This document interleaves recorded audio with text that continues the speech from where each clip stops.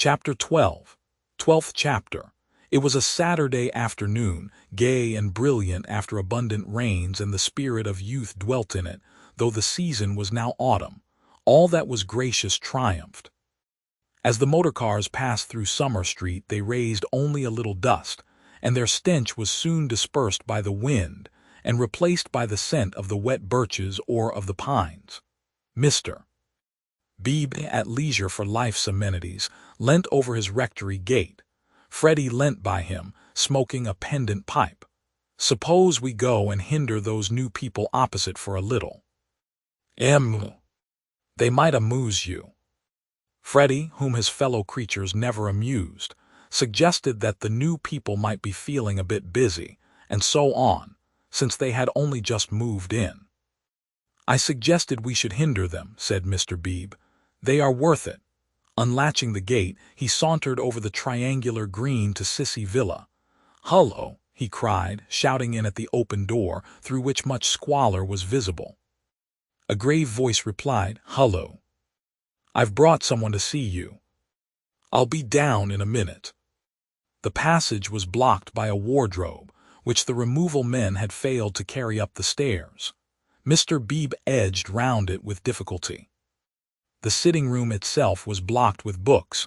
"Are these people great readers?" Freddie whispered. "Are they that sort?" "I fancy they know how to read, a rare accomplishment.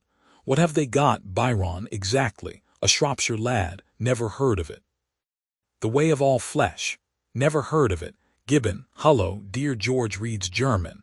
Schopenhauer, Nietzsche, and so we go on. Well, I suppose your generation knows its own business, Honeychurch." "Mr. Beebe, look at that," said Freddie in awestruck tones.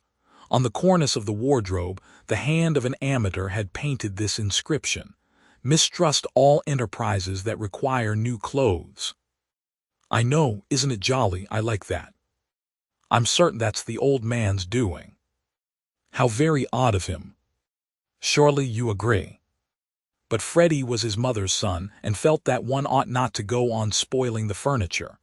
"Pictures," the clergyman continued, scrambling about the room. "Giotto, they got that at Florence, I'll be bound. The same as Lucy's got. Oh, by the by, did Miss Honeychurch enjoy London? She came back yesterday. I suppose she had a good time." "Yes, very," said Freddie, taking up a book. "She and Cecil are thicker than ever." "That's good hearing. I wish I wasn't such a fool, Mr. Beebe." Mr. Beebe ignored the remark. "Lucy used to be nearly as stupid as I am, but it'll be very different now, Mother thinks. She will read all kinds of books. So will you. Only medical books, not books that you can talk about afterwards. Cecil is teaching Lucy Italian, and he says her playing is wonderful. There are all kinds of things in it that we have never noticed, Cecil says. What on earth are those people doing upstairs? Emerson, we think we'll come another time." George ran downstairs and pushed them into the room without speaking. "Let me introduce Mr. Honeychurch, a neighbor." Then Freddie hurled one of the thunderbolts of youth. Perhaps he was shy, perhaps he was friendly, or perhaps he thought that George's face wanted washing. At all events, he greeted him with, "How do you do? Come and have a bathe." "Oh, all right," said George, impassive. Mr. Beebe was highly entertained. How do you do, come and have a bathe," he chuckled. "That's the best conversational opening I've ever heard, but I'm afraid it will only act between men. Can you picture a lady who has been introduced to another lady by a third lady opening civilities with, 'How do you do? Come and have a bathe,' and yet you will tell me that the sexes are equal?" "I tell you that they shall be," said Mr. Emerson, who had been slowly descending the stairs. "Good afternoon, Mr. Beebe." "I tell you they shall be comrades, and George thinks the same." "We are to raise ladies to our level?" the clergyman inquired. "The Garden of Eden," pursued Mr. Emerson, still descending, "which you place in the past, is really yet to come. We shall enter it when we no longer despise our bodies." Mr. Beebe disclaimed placing the Garden of Eden anywhere. In this, not in other things, we men are ahead. We despise the body less than women do. But not until we are comrades shall we enter the garden. I say, what about this bathe? Murmured Freddie, appalled at the mass of philosophy that was approaching him. I believed in a return to nature once. But how can we return to nature when we have never been with her? Today, I believe that we must discover nature. After many conquests we shall attain simplicity. It is our heritage. Let me introduce Mr. Honeychurch, whose sister you will remember at Florence. How do you do? Very glad to see you and that you are taking George for a bathe. Very glad to hear that your sister is going to marry. Marriage is a duty. I am sure that she will be happy, for we know Mr. Vyse too. He has been most kind. He met us by chance in the National Gallery and arranged everything about this delightful house. Though I hope I have not vexed Sir Harry Otway. I have met so few liberal landowners, and I was anxious to compare his attitude towards the game laws with the conservative attitude. Ah, this wind! You do well to bathe. Yours is a glorious country, Honeychurch. Not a bit, mumbled Freddie.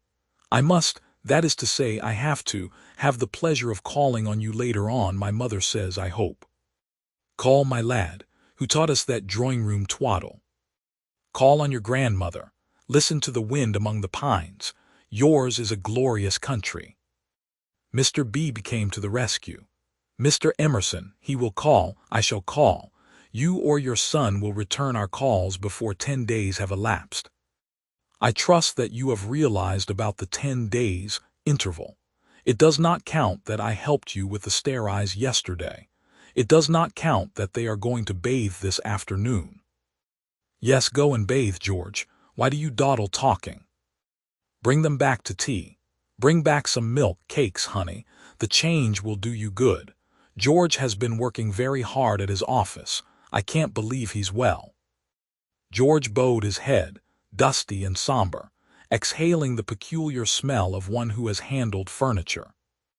Do you really want this bathe? Freddie asked him. It is only a pond, don't you know? I dare say you are used to something better. Yes, I have said yes already. Mr. Beebe felt bound to assist his young friend, and led the way out of the house and into the pine woods. How glorious it was!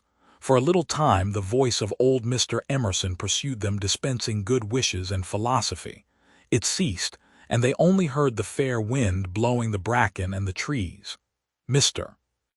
Beebe, who could be silent but who could not bear silence, was compelled to chatter, since the expedition looked like a failure, and neither of his companions would utter a word. He spoke of Florence.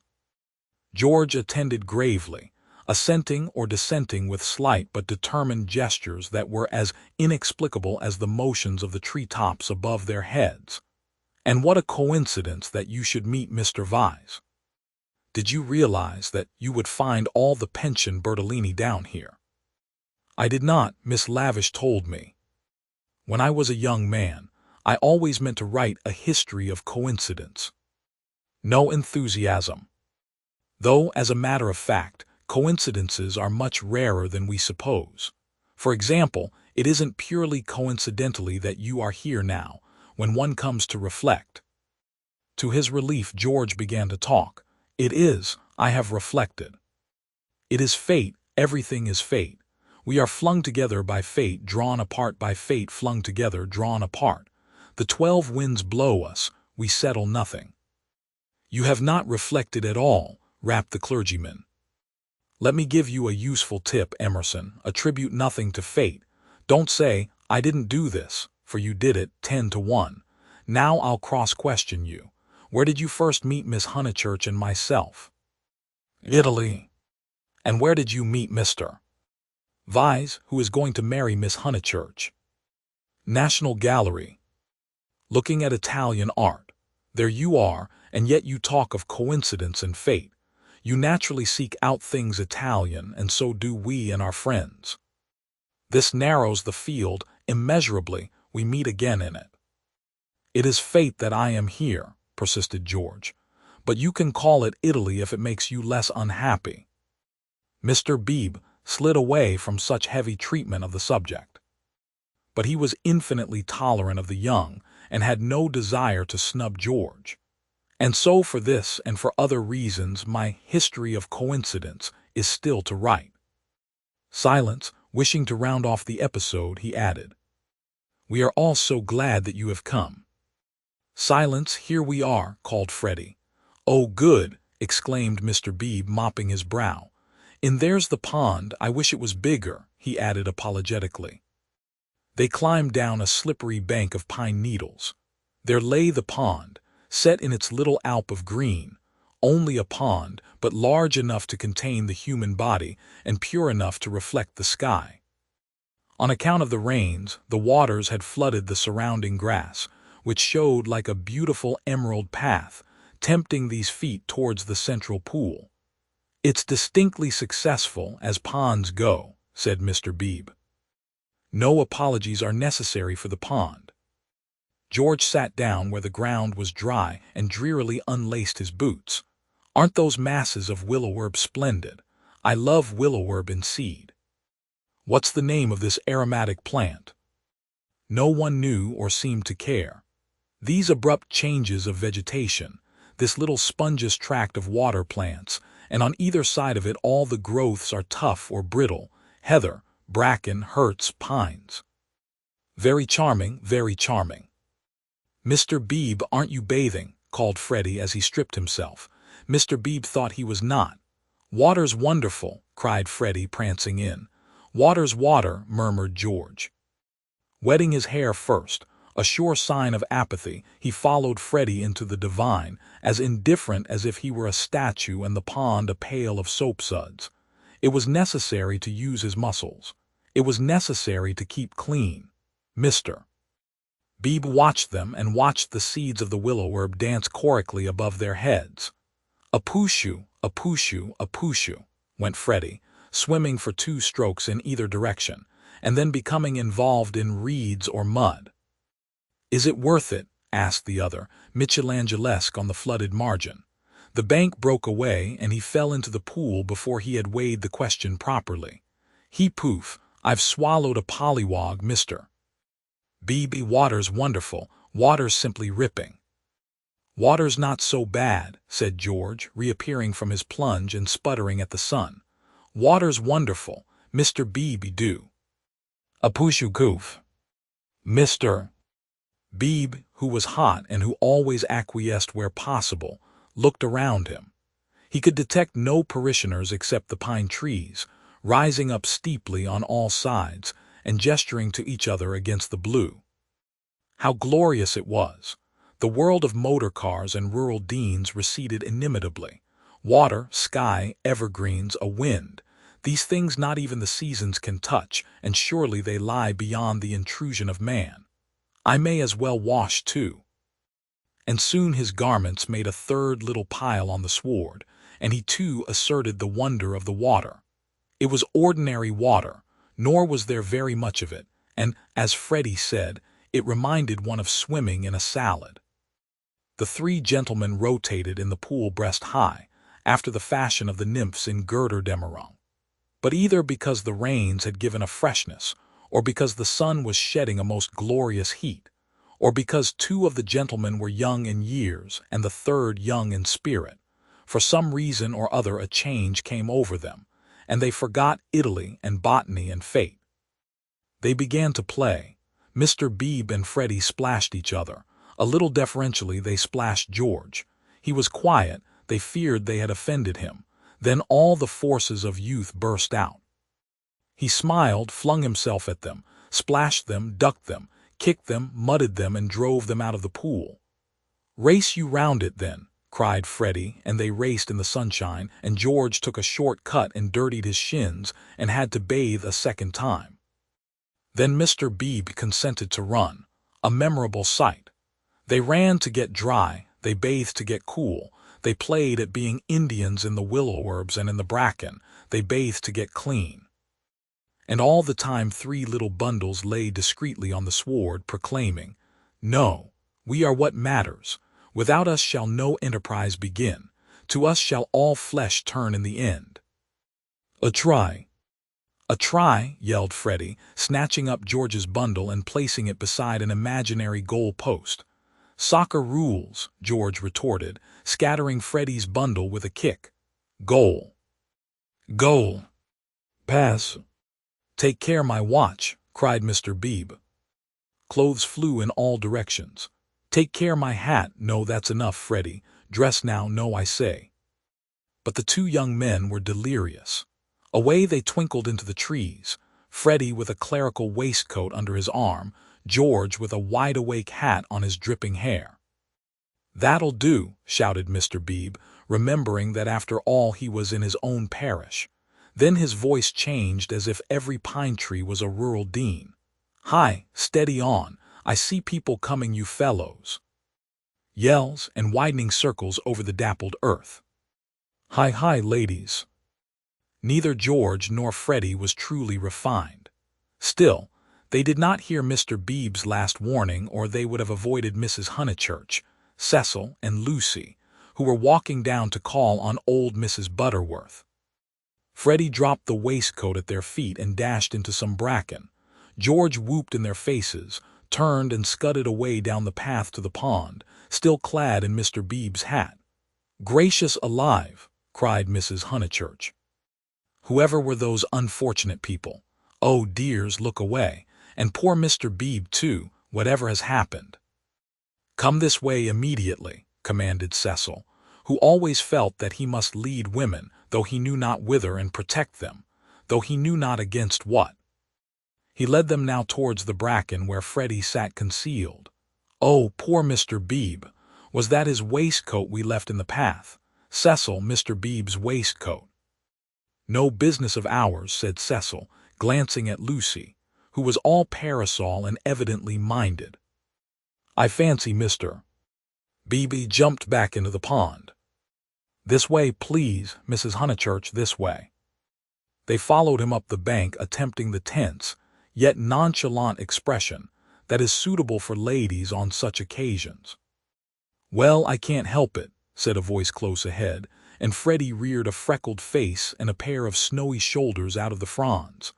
I can't be trodden on, can I? Good gracious me, dear, so it's you. What miserable management. Why not have a comfortable bath at home, with hot and cold laid on? Look here, mother, a fellow must wash, and a fellow's got to dry, and if another fellow. Dear, no doubt you're right as usual, but you are in no position to argue. Come, Lucy, they turned. Oh, look, don't look, oh, poor Mr. Beebe, how unfortunate again. For Mr. Beebe was just crawling out of the pond, on whose surface garments of an intimate nature did float. While George, the world-weary George, shouted to Freddie that he had hooked a fish. And me, I've swallowed one, answered he of the bracken. I've swallowed a pollywog, it wriggleth in my tummy. I shall die, Emerson, you beast, you've got on my bags. Hush, dears, said Mrs. Honeychurch, who found it impossible to remain shocked. And do be sure you dry yourselves thoroughly first. All these colds come of not drying thoroughly. Mother, do come away, said Lucy. Oh, for goodness' sake, do come. Hullo, cried George, so that again the lady stopped. He regarded himself as dressed. Barefoot, bare-chested, radiant and personable against the shadowy woods, he called, Hullo, Miss Honeychurch, hullo. Bow, Lucy, better bow, whoever is it, I shall bow. Miss Honeychurch bowed. That evening and all that night the water ran away. On the morrow the pool had shrunk to its old size and lost its glory.